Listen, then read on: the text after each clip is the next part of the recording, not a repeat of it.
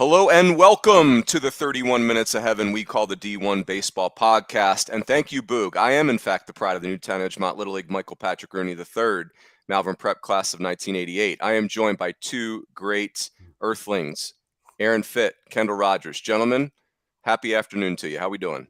I take issue with that. I don't think Kendall Rogers is of this earth. He is otherworldly when it comes Otherworldly, to yes. breaking the coaching scoop. I mean, he's not immortal. No, Kendall, that is right. Kendall, is your non-mortal status more? Is that Martha, or is that you, or is that the combination?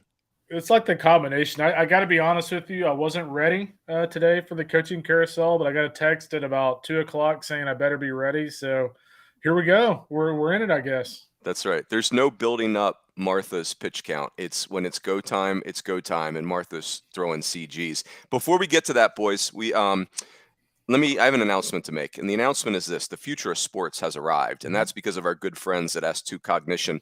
S2 Cognition delivers a revolutionary approach to helping athletes understand how in-game decisions impact their performance from youth to the pro ranks. So thanks to our buddies at S2 Cognition. So before we get into what's happened on the field, KR, you had your, I guess not really your first, but I would call this the biggest one so far. Yeah. Tulane has moved on from Travis Jewett, and I'll start this way. I mean, you guys know Travis Jewett's a good friend of mine. We worked together at Arizona State, coached against him as well, and I think he's great. I think if you look at Gonzaga, where he was, and then Washington State, Washington State's highlights were when Travis was there, and then Washington, same thing. Washington, you could say they kind of trailed off when Travis left there and won a Pac-12 title at Arizona State, a national title at Vanderbilt. But the truth is, at Tulane, it just never got cooking, and maybe 2020 was the year when they were 15-2, but that a global pandemic happens and the rest is academic. So KR, you did an awesome job reporting. Your story on the site about this is spot on. You've got candidates listed up there. Why don't I turn the floor over to you? Any comments, thoughts you have on this? Yeah, first of all, I mean, I know we kind of joked earlier about the coaching carousel getting spinning here, and let's be honest, for me, like it's a fun part of the job, but like there is a human element here, and Jew is a guy that we all know really well, and we always had a lot of success at Vanderbilt, certainly at Wazoo as an assistant, at Arizona State as an assistant. And so, the guy is, one of the best people in our business. I actually think he's a really good coach. But as we've kind of found out with Chad Holbrook at South Carolina, some other jobs, sometimes coaches don't pan out at certain places and they pan out at others. I mean, look at Holbrook and the job he's done at Charleston this year. They'll probably get in a large bid if they don't win that conference tournament. So it's just one of those things where I'm not sure, like, Jew was particularly maybe the greatest fit at Tulane. I feel like Tulane's one of those places you kind of have to have somebody that understands the constraints, understands the state of Louisiana, and just kind of understands that academic structure. And I think that's kind of why they hired him from Vanderbilt, is because he's like, hey, he's at Vandy in a place like that. But Vanderbilt situation from a scholarship roster standpoint is totally different from Tulane, because Tulane costs about $65,000 a year. And they don't get a lot of like financial aid help whatsoever. That's actually been a huge sticking point. So until Tulane is ready, until Troy Dannon is ready to actually give baseball a little bit of help, I think they're going to continue to scuffle. I think even if they hire a guy like Jay Gutcher, who I think if they can make everything kind of happen financially, I think he will be the next head coach there. With that said, I don't think Goat's going there if Troy Dannon doesn't have some assurances. If Troy Dannon just tells him, hey, we're going to do this, we're going to do that, I don't think he goes there. I think that in order for him to go there, I think there need to be assurances in writing that some things will change around there. Because if they don't, they could hire, whoever, and I think they're still going to struggle. Yep. I think it's a great point. Like, I think if you're Jake Gautreau, as confident as you would be in your own abilities, you're looking at Travis Jewett thinking, man, that guy, that resume says he's pretty good too. And if so, yeah, it's a fair point. Like, if the school's not helping you understand why it's going to be different besides you and your staff versus the previous regime, that's alarming. But, there's history there, and it's a heck of a facility, to your point. So that's tough. You nailed it, Kendall. It's the human element, right? It's like these opportunities for other coaches are really exciting, but you're crushed, you're heartbroken for the families of the coaches that are moving on. You want them to land on their feet. And that's why more paid jobs are important. Yeah, and I think of it this way too. You think back to that COVID year, and there's so many coaches, so many players, and you just kind of feel like that year, beyond just the mental and health element of things, but like that year was so tough for so many coaches and players because you had Tulane at 15-2 that year. Another coach I can think of that was really hurt by that year was Rob Childress at A&M. Mm-hmm. I mean, A&M that year had Asa Lacy and Christian Roas are 1-2. They don't get to finish the season with those two guys. Well, like that year and that trajectory for his being the head coach at A&M, I think it's probably totally different right now. So Tracy Smith, yeah. I mean, that's the great one. Yeah. Probably the prime example, right? Like you got Torkelson and all those guys. That was an Omaha team that just, so this is at least the third case now. You just brought up three examples of guys that maybe lost their jobs because they had a great team in 2020 and they weren't able to follow it through and build on the momentum of that. Yeah, and I'll wrap it up with this, guys, and we'll get on to the current season. Like I look at Frank Anderson, Oklahoma State moves on from Frank Anderson. He, like Travis Jewett, was a guy that had a long pedigree and a national championship ring as assistant coach. They're very different coaches, clearly, but, Frank Anderson really resuscitated his career at Houston, and Houston was rolling when Frank Anderson was the pitching coach there. And now, Frank's just a magician at Tennessee, so it's be very interesting to see how it plays out for Travis Jewett, but we think very highly of him, clearly. No doubt. Hey, before we do the Power 5 leagues, boys, Maryland is a team that's really top of mind for me. I mean, think about this week. They have a win against Rutgers and just sweep Michigan. Fitzy, you're the one that's seen the most of Maryland this year. I mean, holy cow, Rob Vaughn, like what a year they're having. Yeah, they're the real deal. I mean, it's the thing about Maryland is they're not terribly deep. And so the key for them was to stay healthy, and they have stayed healthy, generally speaking. Most of the key guys have. And now, I mean, that offense, boy, what did they score? 43 runs or something in 3 games? 43 runs in 3 games against Michigan. I mean, pretty loud, because we knew they could pitch. We've talked a lot about the rotation with Ramsey and Savacool and Dean. They've got enough behind him in the bullpen, but I mean, maybe we don't give the offense enough attention because you got some real guys there. I mean, Bubba Allen might be the player of the year in the Big Ten this year. He's hit for power in addition to speed and playing great defense center field. He's just a fun player, veteran guy. Matt Shaw, you guys know I'm a big Matt Shaw fan. He had a monster week, National Player of the Week for us. Was it Kendall? 3 home runs, 8 RBIs or something in those games? Yeah, it was 3 home runs. Yeah, it was either 8 or 10 RBIs, but yeah, he had just a ridiculous week. Yeah. And, you got an athletic catcher who hits in Luke Schleiger, and you got Nick LaRusso's been a huge addition as a transfer Villanova guy. Troy Scheffler brings some athleticism and some pop and some speed in the outfield. Maxwell Costas, brings you some big power. So they've got enough real threats in that lineup. I think it's just a good balanced team. They're going to make some noise. And Kendall, let me tee you up with this, because I feel like I hear you say this all the time this time of year. Okay, Maryland not only has everything Fitzy just mentioned. By the way, this is a team that's going to enter the postseason. You might have said this, Fitzy, but with well over 100 home runs and 70 steals plus.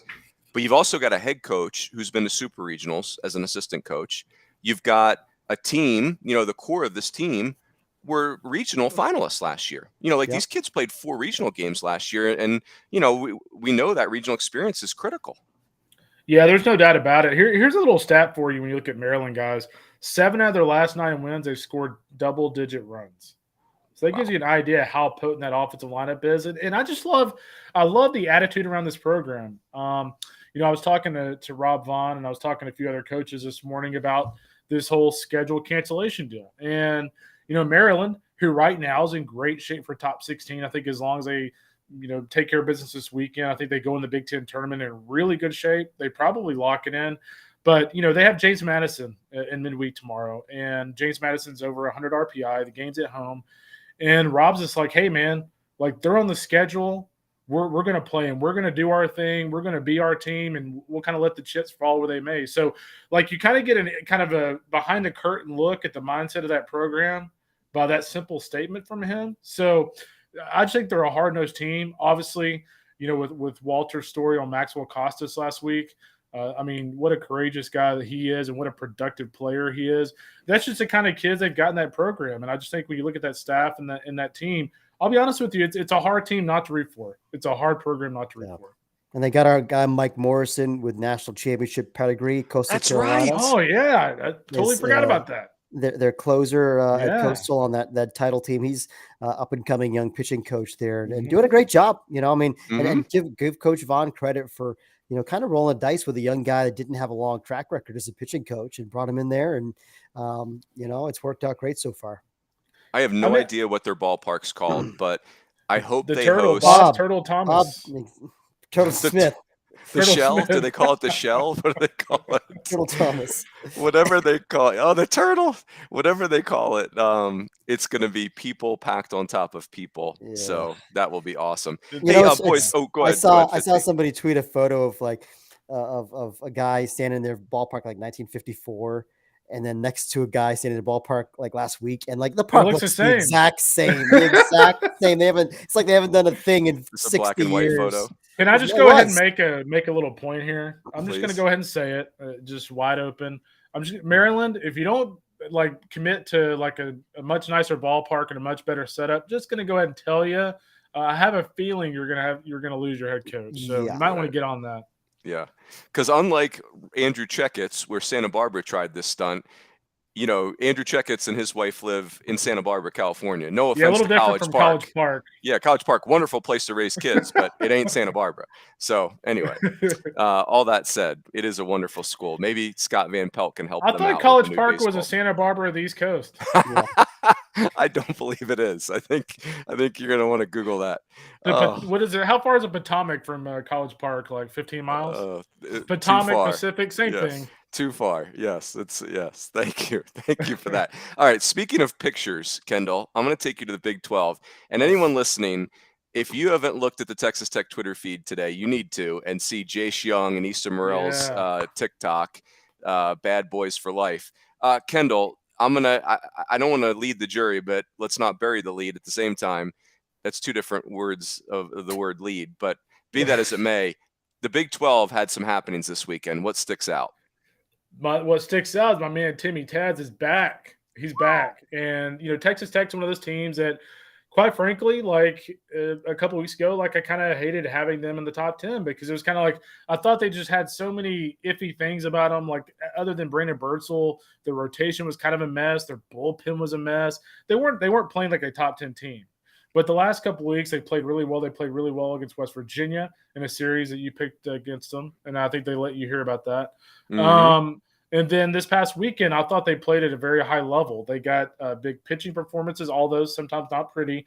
Offensively, they got it done. Owen Washburn, the talented freshman, had a big grand slam. What was it, the first or second game? I can't remember. But he had a big grand slam early in that series. And they obviously got some big hits in the series finale. And the biggest takeaway for me, guys, is probably Chase Hampton. He's a guy that, when he arrived at Texas Tech, if you remember, I want to say he's a Kilgore kid in East Texas.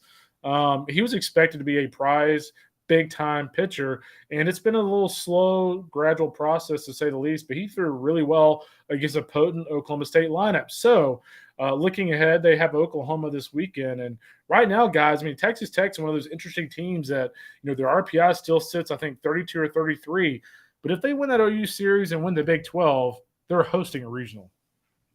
Interesting. So if they win 2 out of 3, they'll finish tied with TCU for first. They don't do, I guess they do co-champions in the Big 12. They do not. Yeah, they don't do tiebreakers. TCU did win the series. Yeah, so that's stupid. TCU swept the head-to-head. They'll be the number 1 seed in the conference tournament. They would get the edge, right? In that scenario, for me, they would get the edge. With the committee, yes, for sure. With the committee. If you got to pick somebody to be a host with an RPI in the 30s, let's say, or around 30, and they tie for the one of them would host, but would they both host if their RPI is about 30? Yeah, it's a great question. Maybe it comes down to who plays better in the conference tournament. I suspect that would have a lot to do with it, but it's going to be interesting to watch because you're right. Those two teams, they could be co-champs in the Big 12, and then neither one of them would have an RPI that's a traditional host, but at least one of them would host. But the question is, would they both be able to? I don't know. Yeah, the interesting thing to me in that series, guys, was I watched most of it, and Oklahoma State had a lot of opportunity to score Yeah, runs in they that did. game. They just could not get it done. So I'm hoping for their sake they're not just kind of going in a rut and that was just a bad weekend. But boy, they were rough with runners in scoring position Yeah, against Tech. but that's one of those things. Like whenever I see that, it's like Hmm. it's just hashtag that's baseball. It's like Yep. sometimes you have a weekend where but like if you've got guys on base, you're gonna eventually start scoring some runs again. It's just like whatever. I never read too much into they didn't get hits with runners scoring position. That doesn't mean anything. It's just that's baseball. Yeah, it's interesting. Like I'm torn on this because Texas Tech is still a team with an ERA over 5. And they threw the ball better than that this weekend. And Kendall, your point, I had Chase Hampton in the Super Regional last year, and he literally spent most of his Super Regional start fighting with the umpire while Stanford was just putting it on him. And he Yeah. did the same thing against Oklahoma State. Like he cannot get off the umpires. And you're right, he's so gifted. So that gives me pause. But Texas Tech, man, you put a big opponent in front of them, and they are they are for real. And, the final game, the series was closer than I think the scores would indicate. The final game, Oklahoma State had a chance to go get that. Hmm. I think my biggest challenge with Oklahoma State is I've said this to you guys before. They play a lot of guys. And, like Caden Trinkle, he's in there, he's out of there, he's in there. Now, he's not playing great, like he's so I don't know. I think it's going to be fine. In Rob Walton and Josh Holiday, we trust, right? And they have talent. I don't know. The Big 12 is hard to read because the teams are good. The top of the league is good, and they've just Hmm. kind of dinged each other. But I'm still very bullish on the Big 12. But I mean, Texas Tech, they got that swagger. And when they get any kind of pitching, they are a real handful. So, Yeah, and keep an eye on Oklahoma this weekend. That's not going to be a cakewalk for Texas Tech. I mean, Oklahoma's played really well over the last couple of weeks. yeah, no question. Hey, Fitzy, let's go to the ACC. There were some big results in that league this weekend. What stands out for you? Well, certainly Virginia Tech, keeps on keeping on here. I mean, this is really impressive what they've done, guys. Was it 8 series wins in a row? Crazy. With a bunch of high-end wins. This weekend, they take down Louisville 2 out of 3. I think after losing the first game, if I'm not mistaken, they came back and won the next 2. And right now, I mean, they've got the best resume in the ACC. I mean, it's just No question. remarkable. No Yep. question about it, even though they're still technically behind Miami in the standings, but like just as far as all the high end wins that they've got, I think they're for real. And right now, I think you can almost lock them in as a top 8 seed. And if they're going to be at home in regionals and supers, that makes them very formidable because I think it's a tough place to go play and win. I mean, the fans are all over you all game, as you can hear if you watch them on TV at all. Like, some of the things the fans are shouting are stupid, but they don't let you take a second to, to just kind of chill out. They're on you the whole game. And so, and they play well in that ballpark, but that to me is the big thing that stood out. But I mean, I saw some stuff here. North Carolina's playing a lot better. It feels like they've got a chance now. Certainly if they win that Florida State series this coming weekend, I think they're in a regional. If they take 1 out of 3, they probably could still get in with some work in Charlotte. Clemson kind of in the same boat. If they can sweep BC, that gives them a chance, after taking 1 out of 3 at UVA this weekend. So some of these bubble teams are just kind of hanging around. Wake Forest kind of going the wrong way. I'm a little concerned about them. Got a big one coming up at NC State. So there's a lot of storylines to watch here as we head into the last weekend in the ACC. Yeah. Kendall, what are your thoughts on the ACC? Yeah, it's kind of interesting. I thought Florida State and Miami for once was kind of under the radar. Like, I think a lot of people are kind of keeping an eye on Virginia Tech and Louisville. And I think the thing that stood out to me about that series is a job that Wyatt Kroll did out of the bullpen. You look at the series opener, Miami kind of got after Parker Messick a little bit. Bryce Hubbard came back in the second game, had 10 strikeouts. I want to say 4 or 5 innings. And then all of a sudden they turned the game over to Kroll. And, he just totally shut down Miami. And that kind of turned the tide of that series a little bit. So, Florida State, obviously, that was a huge series win for them. And, they're right there in kind of that hosting discussion now, too. So, I mean, the hosting race in the ACC and some other leagues is really interesting right now. And then Ross Dunn came out of the bullpen in the rubber game and was really good, too. I thought that was very encouraging to see because, I mean, they've got plenty of arms. They tried starting Montgomery. And he didn't get very deep in the game, even though he's got great stuff. Still waiting for him to put it all together. But They've just got so many different arms that they can throw at you if something isn't working. And you mentioned there with Kroll, and then he's awesome. He's got electric stuff. He can spin the hell out of it, and so can Dunn. And I'm still a team I'm betting on. When we get the postseason, I still am betting on that pitching. Yep. I'll tell you that, first of all, the atmosphere in that stadium was amazing in Tallahassee. You forget how good of an atmosphere that is, especially when Miami's in there. Yeah. So that was awesome. And I'll tell you this, guys, on the ACC, and then we'll go to the SEC, is they got 6 legit Omaha teams. I mean, I am concerned about Miami, but I think they're a really good team. But the results are causing me to wobble a little bit here. However, they're still the best record in the league, and I like how they've got a little bit of everything. They're not lopsided, but Virginia Tech, Louisville, Notre Dame was very impressive this weekend. Florida State, now that Tyler Martin looked good, the at-bats I saw, he looked not, I'm not calling him 100%, but he looked stronger. I still think Virginia's got Omaha upside. I mean, the ACC's got 6 Omaha teams and then like 3 or 4 lottery tickets over here on the side that if they catch fire. So man, that league's going to be fun in the postseason. Yeah, I think what's going to be big too this weekend is Pitt against Georgia Tech. I mean, that could end up being an elimination series when it's all said and done. You got Georgia Tech with 12 wins in the league right now. You got Pitt. What are they, 500 right now? The RPI is a little, their RPI is a little wobbly, but if they win that series, they're a game above 500 going, or 2 games above 500 going into the conference tournament. Maybe they're on the right side of the bubble, kind of going into the league tournament. That is a big series. You're right, because I do feel like the team that loses that series is in trouble. Yep, no question. Boys, I'm going to tease the Runes report for this week. Sitting on Notre Dame for 3 games this weekend, Link Jarrett, who we all believe is just an incredible coach, this struck me this weekend. He's running Mike Martin Sr.'s playbook. I mean, they remind me so much of the old Florida State teams, with one difference. I'm going to detail this out. They play elite defense. Mike Martin Sr.'s teams never really played elite defense. The best teams played good defense. Notre Dame plays elite defense. So anyway, Link Jarrett, is, I hope my alma mater, Notre Dame, keeps him forever. But if I was a big school, I'd be backing the Brinks truck up. I mean, that dude can flat coach. It is really, really fantastic. So that said, let's go to the SEC. Kendall, I'll have you kick us off. There's some big results in that league. What do you got? There are. I've got my eye on Vandy, guys. I mean, this is a team that we've all 3 of us been waiting all year long for Vanderbilt to kind of flip that switch, and that switch has kind of flipped. They're getting big hits. They're getting big pitching performances in big situations. Spencer Jones has had some big hits for them the last couple of weeks, and they're playing very good baseball. They're a team that right now sitting at 14-13 in the league, that if they take the LSU series at home, which I think they will, I don't think LSU's in a great spot after that Ole Miss series. If they take that series, I think they're hosting. I think as long as they win a game in Hoover, I think they're probably hosting with their RPIs. So Vanderbilt has my attention. I know we all had A&M winning 6 straight SEC series and being in the top 6 this time of year. Those guys continue to amaze me. I mean, their offense is really potent. Mike Earley's done a terrific job. But, pitching-wise, outside of Nathan Detmer, I mean, they're still tinkering with guys. Like they gave Wyatt Tucker, a guy that they really hadn't used much at all this year, kind of a prominent role over the weekend, kind of tried him out. They kind of tried things out. Will Johnston. They're trying all sorts of different formulas and seeing if they could work. You know who they are, guys? They're the Texas Tech of the SEC.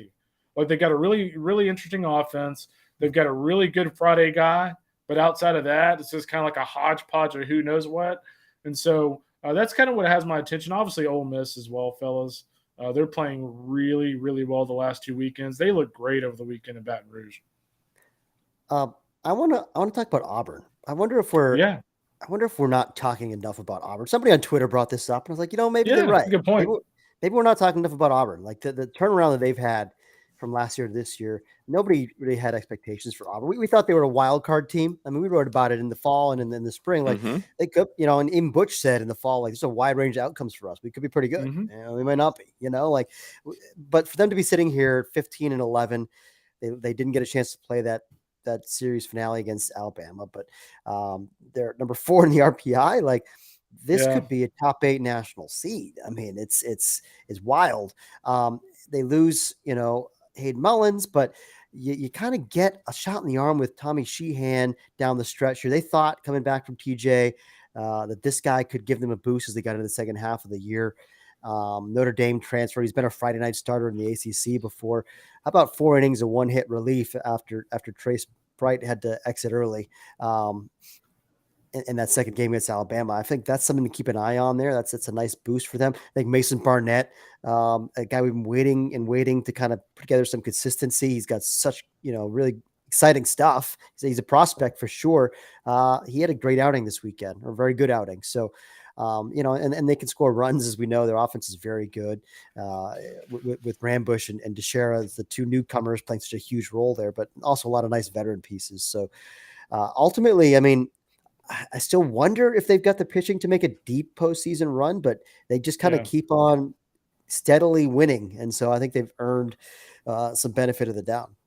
Very lovable team. They don't strike me as an Omaha team, because, I mean, they have lost a bunch of series here down the stretch. If I'm doing my math right, they've lost 3 of their last 5 series. But, man, they just keep fighting. And I'm going to do the math wrong, but A&M had like 9 SEC wins last year. Auburn had 10, or vice versa. And now both teams have had outstanding seasons. So you love the turnarounds right there. I want to comment on Ole Miss, guys. And by the way, Ole Miss A&M this weekend is going to be fascinating, because I don't know that Ole Miss has played a team, or I'm sorry, I don't know that A&M has played a team that's just like white hot like Ole Miss is right now. But we're going to see that this weekend. I think you nailed that comp on A&M, Kendall. But for Mike Bianco to be at LSU, his alma mater, for Drew Bianco's senior day, his son that went to LSU, and again, if you haven't seen the clip on Twitter, it's easy to find. Go find it. It's what sports and life are all about. Mike Bianco getting really emotional. And so again, if Ole Miss sneaks in, I mean, they could get to Omaha, guys. Like if Ole Miss gets to Omaha, that'd be one of the most remarkable things ever. But we're seeing the preseason top 5 team right now. Yes. Yes, we are. Yeah, I mean, these people that say this Ole Miss at home again, I mean, I wouldn't want them in my regional. I can tell you that right now, not with the way they're playing. Yeah, heck yeah. Kevin Graham, man, that's the difference maker for them. That dude makes them a different team. Just everything about them. So, hey, by the way, go ahead, Fitzy. And I think the key was to kind of figure out the roles on the mound, right? And now with DeLucia as your Friday guy, with Hunter Elliott in that 2 spot pitching great. That's been kind of an emerging piece. I don't feel like we've heard all that much about. And and they've got enough pieces in the bullpen they can mix and match. I mean, Gaddis, they tried to start him out the year as a Friday guy. He just wasn't a good fit there. But you put him in the bullpen as like a middle guy who can give you a couple of innings from the left side. I like that. That's a nice piece there. So I just feel like it's taken some time, but they've gotten those roles figured out on the mound, and they're surging. And I mean, look, they're not going to sneak into a regional. They're going to cruise into a regional, because they're 13-14 right now in the league. I think they win that last series against the Aggies at home. Me too. To get just the way they're playing right now, and they'll be at home, and they're just, I don't know. I'm going to take Ole Miss there. They get to 15-15. It might wind up as a 2 seed in the regional. Yep. Yeah, the other guy who had really good stuff yesterday was Brandon Johnson. I watched into that game, and he was up to 95, 96 with like a really nasty changeup, and LSU was Dylan Cruz on one knee on one of the swings, so he looked great for them out of the bullpen. It's Brandon Johnson, right? Is that what you just said, Kendall? So Brandon Johnson's he's on my man Chase Hampton's program, where he'll miss by 7 inches away, and he's like wants the umpire's home address. Like, can we just make pitches, right? Can we just get on to the next pitch? By the way, before we leave Vandy, boys, Enrique Bradfield is just taking over games right now. Like that's when I mean, there's differences in Vandy. I like the rotation, the way it's diced up now, better than before. But man, Enrique Bradfield is an absolute game wrecker for the other team, and that changes them. I mean, this dude is a world-class athlete. He's stealing bases like the other team's not allowed to throw him out. 39 for 39, right? 40 for 40 now. 40 for 40 now, okay. It's absurd. It's absurd. It's very Aaron Fitt-esque. Yeah, that's right. They should start keeping a stat on him when it's close to a caught stealing, because right now people aren't even throwing. It's just Enrique, would you like second? Would you like third? Okay. Can I get you some bread with your meal? I mean, what the heck? Yeah, there was one at Georgia where like he was literally already getting up whenever the ball got there. How about the steal of home 2 weeks ago? The left-handed pitcher was still looking at the runner at first base, and Enrique Bradfield's just blurring across home plate. He looked like a superhero. Yeah, and he's hit for power this year. He got 7 home runs. Like, he's doing a little bit of everything. He's that We talked about the Willie McGee comp. Willie had a little bit of sneaky pop in there too. Maybe that's what Enrique is becoming. That's right. He's fun. I mean, he is must see TV right now. Boys, let's do the Pac-12 and then we'll call it a show. Pac-12, some big results also. Fitzy, that's your coast. What do you got? Yeah, best coast, right? Best coast, baby. Yeah, so I think it was a surprise certainly that Arizona got off the mat and took 2 out of 3 from the Beavers. But it wasn't like a huge surprise. I mean, Arizona is an offensive team. It's an offensive yard. They scored a bunch of runs there in the rubber game in the daytime, which of course we know that place really plays offensive in the daytime. But Jake Fenix wasn't sharp, and the bullpen wasn't sharp either for Oregon State. I wouldn't read too much into it from the Beaver standpoint, but big win for Arizona. They were down in that game too. I think it was a 5-1 or something after 4 innings. Arizona was down in the rubber game, and they came back to win. And so that's a big win for a team that had kind of slipped onto the bubble. And I mean, I still think, again, as you talked about it, Runes, plenty. Their bats. I mean, Mac Bingham and Chase Davis, some big swings for them, but they've got a lot of guys that look the part in the batter's box, guys that can scare you. It's just, do they have enough arms in the postseason?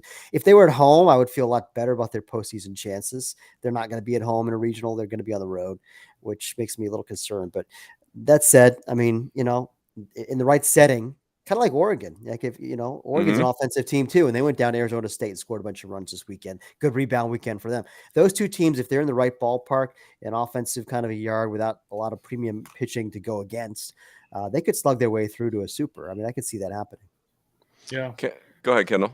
Yeah, the team that I kind of have my eye on right now is Stanford. Yes. Granted, they played Utah over the weekend, but Stanford 9-1 their last 10 games. They have USC at home this weekend. Guys, they're going to finish with 37 regular season wins and 21 wins in conference play. That's a really good season for those guys. And, we've talked so much about Cooper Jerpy at Oregon State for obvious reasons. He's been phenomenal. But how about Alex Williams, fellas, at Stanford? He was really good for me early this year when I saw him at the Round Rock tournament. And in Pac-12 play, his ERA is 1.41. With 15 walks and 57 in the third. Teams are hitting 177 against Alex Williams. That's about as good as it gets for an ace. Alex Williams he's another guy that should be in the bad boy for life. Ooh, I like he's got a little swagger. Yeah, big time change up, and the velocity's ticked up. I mean, I think he's 3 years off of Tommy John right now. But I wanted to say this, boys, on Arizona. Like I do like that team. They're just you nailed it, Fitzy. They're just very like they can only do things one way. They're very right-handed, although Chase Davis does give them somebody dangerous there. I think on the Oregon State guys, I'm still sold on them, but they remind me of the Stanford deal. I mean, the Tennessee deal where they lost a road series in weird conditions.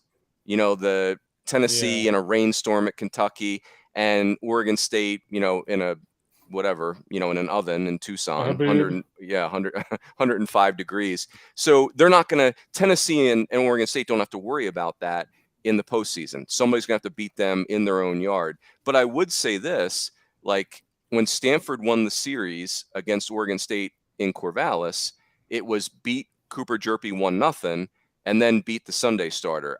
I don't think you're beating Cooper Jerpy. I think you got to beat Kamatz and Fennings. I'm not as confident in those guys, but I am confident in the Beavers' position player group. So I just feel like Tennessee and Oregon State are going to be in Omaha. But I think I'm with you, Kendall. Like Stanford and Oregon State feel like that's tier 1 in that league. Yeah, can I bring up another guy too with Stanford? Remember when Brock Jones was like swinging and missing like crazy, striking out like crazy, was hitting like 220? He's now hitting over 300 with 44 walks, 12 home runs, and 34 RBIs. So, like, he's kind of evolved in kind of that Brock Jones that we certainly expected coming into the season. That's been a huge key for those guys. Yeah. Hey, on those lines, Fitzy, let's wrap it up with this. Oklahoma State, watching them a bunch this weekend, Nolan McLean is a guy that is leaving a lot. Like, he's giving them a lot. He's a good third baseman. He's a presence in their lineup. He's a really viable closing piece in their bullpen. But his at-bats, he's got 80 punch-outs, maybe more right now. I'm just looking for a gut reaction, Fitzy. Can Nolan McLean get right, or is he kind of that's who he is, and you just hope he runs into some balls?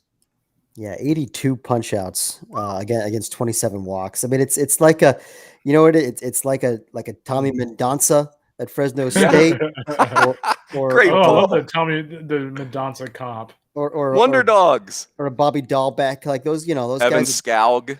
I mean, yeah, all those guys had big strikeout numbers, but they still hit home runs. Yep. His question is, can he do what those guys did and come up with some big timely hits? Right. I Mhm. mean, it's a matter of just, can you count on him in a tight spot? And that's TBD. But like the tools are there. I mean, he's strong as bull.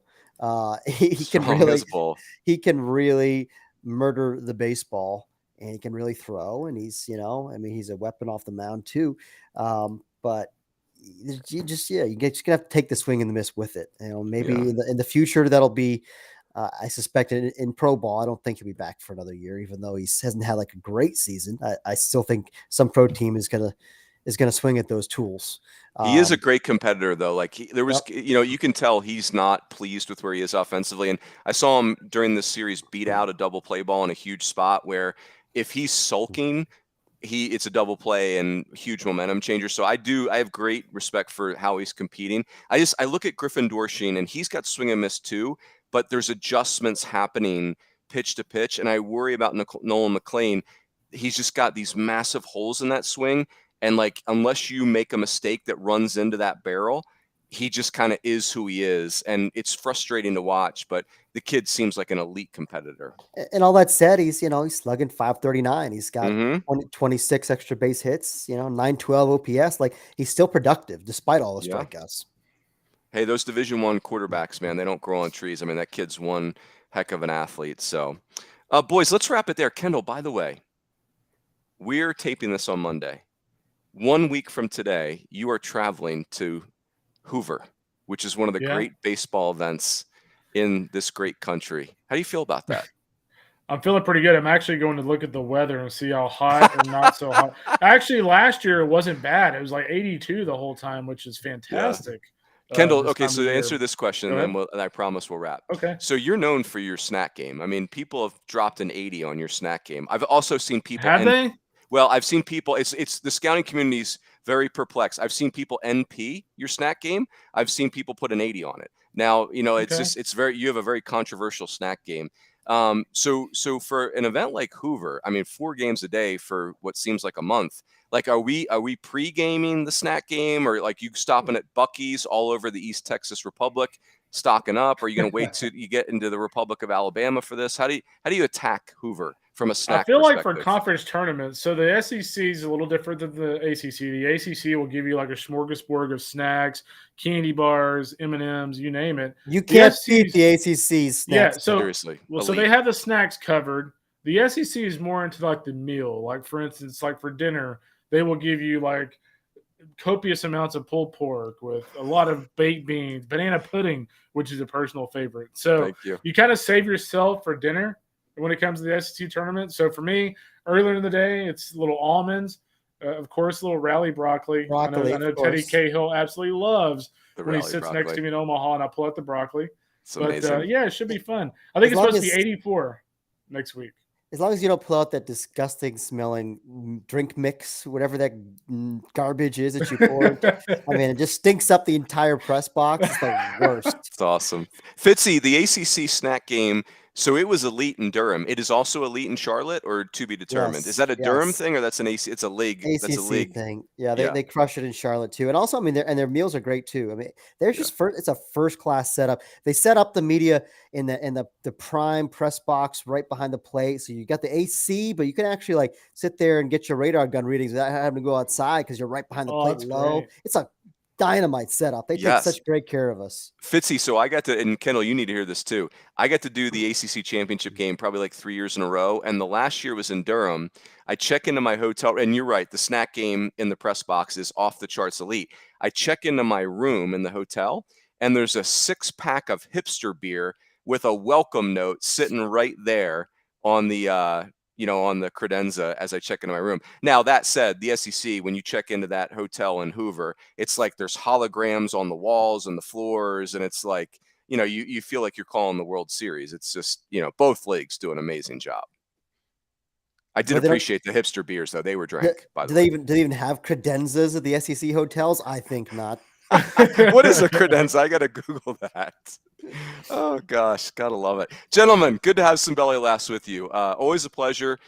Stay tuned for the weekend preview. Probably be on Wednesday if we were able to pull it off this week, since the series, the games are Thursday, Final Friday, week, Saturday. man. That's it, Final man. week of the regular season right here. And then we roll right into the conference tournament. So gotta love it. I will see your beautiful faces in Nebraska not too long from now. So that's it. Thanks to S2 Cognition for their support as always. Everybody have a great week, and we will catch you at the preview.